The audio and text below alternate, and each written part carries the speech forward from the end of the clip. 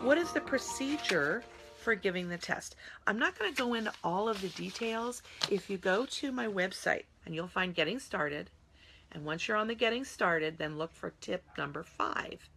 I have a whole 10 top tips for getting started with spell to write and read.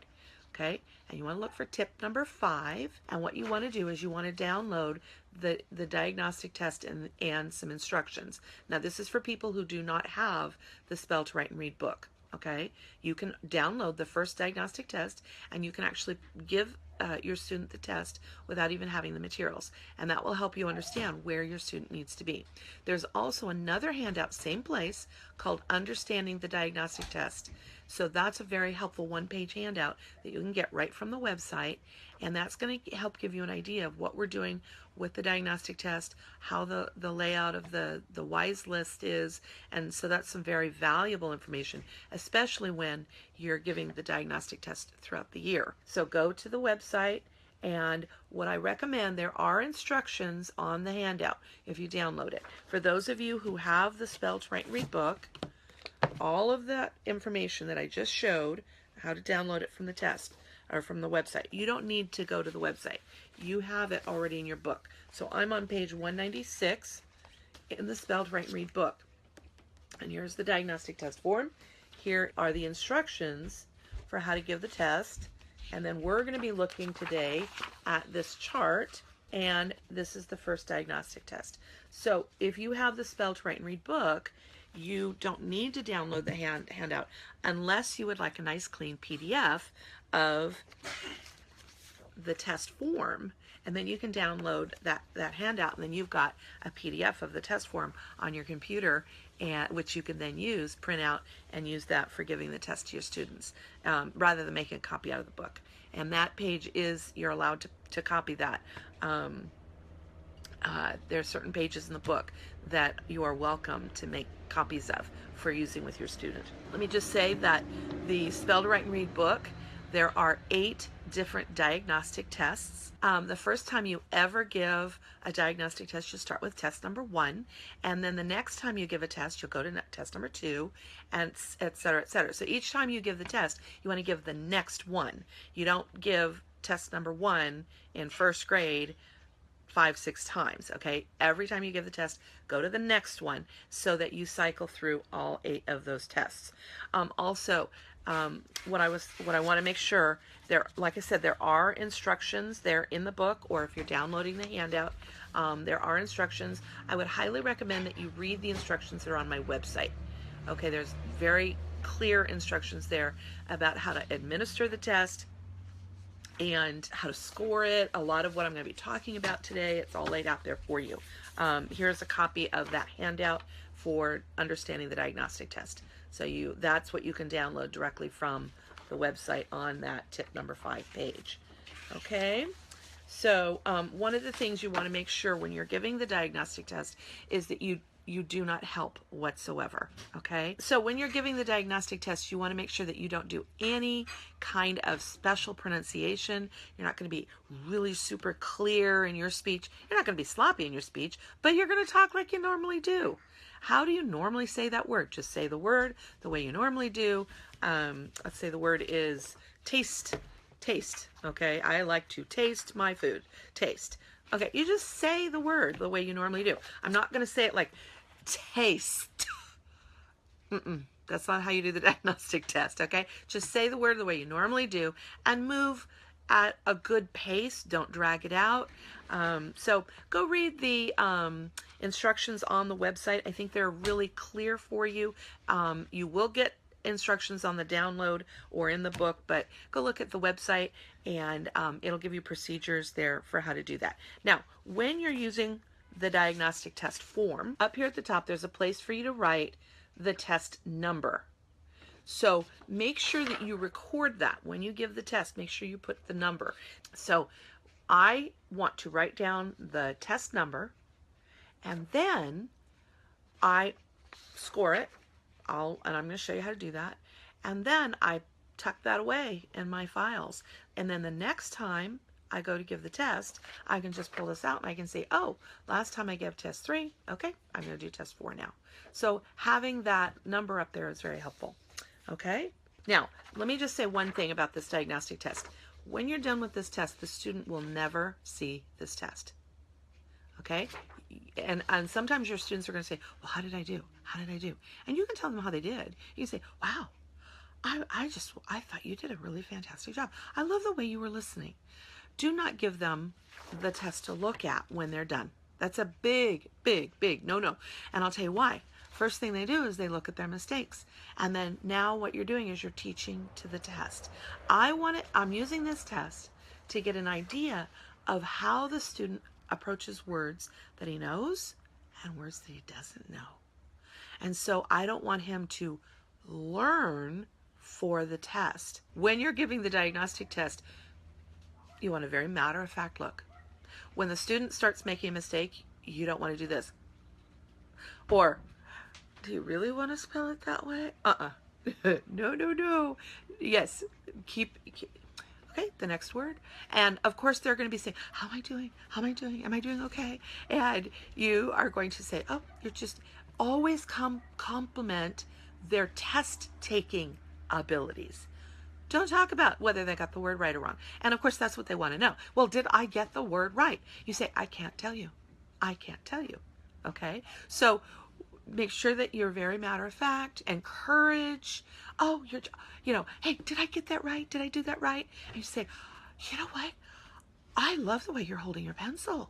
Oh my goodness. Now, Polly can probably be distracted, by doing things like that. Say, I love the way you really listened when I gave you that word. I'm so pleased. The next word is, and you just keep going. You do not give them feedback about how they're doing. Please do not give them feedback. And remember, they never see the test again. All right, now I've given the test. And now what I want to do is I want to look for 2 pieces of information. Okay, there's lots of information that I can gain about the student's approach to the phonics code by looking at the kinds of mistakes that my student is making. And one of the big things that you're going to read on my website is I want to make sure that I have ample number of mistakes. What does that mean? Okay, let's take the 5th grader. Let's give our 5th grader a name. Let's call our 5th grader Robert. Okay, I just made that up. Robert. So Robert is 5th grade, and he, when I look at his test, he's scoring at 2nd grade level. Okay, so Robert has obviously shown me some mistakes, and that is what I need to see. So I'm testing Robert on his ability to write words he knows, and then there's going to be words Robert doesn't know. And so he's going to hopefully maybe do some of those correctly. He's going to approach the phonics code and figure it out and write them correctly. But he's probably going to spell a bunch of words wrong that he didn't know. And those mistakes are very helpful for me. I see, as I'm looking through Robert's test, he doesn't know anything about silent final E's. He forgets to put silent final E on everything. Okay. So silent final E's are an area that I want to make sure that when I'm working on silent final E's, which are going to come up all the time, I want to know that Robert is with me on that. I'm going to just really track his understanding of that concept. Okay. Or maybe I see Robert is not writing multi-syllable words very well. He just doesn't get the idea of pulling a word apart. So I know, okay, I need to really work on phonemic awareness and his ability to pull words apart. So my point is that the mistakes that Robert makes on his test are going to really give me some clues as to what's going on, where does his understanding of the phonics code start falling apart, and what are the kinds of things that I need to be looking at when I'm working with him. Okay, but there's 2 numbers that I need to look for when I'm scoring the test. And let me show you. The first one is I want to know the total correct. Okay? I want to know how many did Robert get correct when I am looking at his test. Now, this is why it is important that I make sure I go far enough in the test. When you look at the instructions, there's instructions that say, well, a 1st grader may do 10 words. And then a 2nd grader might be able to do 25 words, and a 3rd, 4th, 5th grader, they may be able to do the whole test. Okay, that's maybe. That's maybe. Maybe that student can do that. I tested a first grader. He did all 50 words, and when I placed him in the list, he could have gone straight into section O. He was working as a third grader. He was a first grader. Now, if I had read that and it says a first grader may do 10 words, and I say, okay, I'm going to give my first grader 10 words on this test, he would have got them all right. And I'd say, okay, he's a first grader, you got them all right. But I did not exhaust his abilities at all. I did not get a big picture as to what that student could do. Had I not kept going, I never would have known how high his grade level was, or where he needed to be in the list. So my rule of thumb, and again, this is listed on the website, my rule of thumb is if the child is cooperative, I'm going to come back to that. That's a big if. If the child is cooperative, I want to get 5 to 10 consecutive errors. So remember, Robert is making mistakes because he's writing words he doesn't know. So Robert might start squirming a little bit. He's a little uncomfortable because he's not performing. He's like, oh dear, you know, the teacher's asking me to write these words and I don't know how to write these words. And now, let me tell you, Robert probably doesn't care. Yeah, he doesn't care. Unless he's very sensitive about his you know, not being able to spell well or something like that. But let me tell you, what's the names of the kids?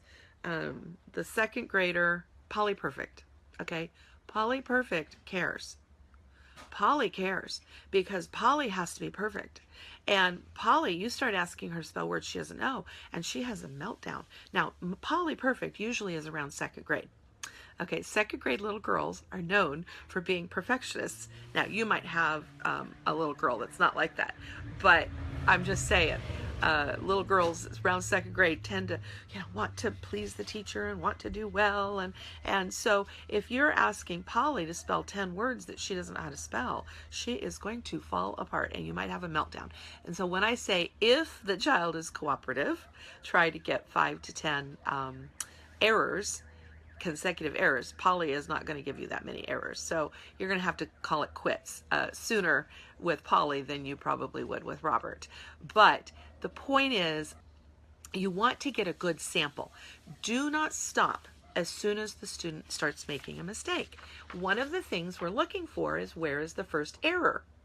We want to know where the first error is, but a mistake that people usually make, because they know they're looking for that, is the kid makes a mistake and they stop the test. Well, you know what? I've had kids who make a mistake and then they get 10 more words right. And then they make another mistake and then they'll get 2 or 3 words right. And then they'll start making some consistent mistakes. Well, you know what? If I stopped as soon as they started making a mistake, I would never know how much further they could have gone. Remember, I want to know total correct. So give the kid a chance to give you some correct ones, even if he made a mistake, okay? So keep going. So we're looking for 2 pieces of information, total correct and first error, okay?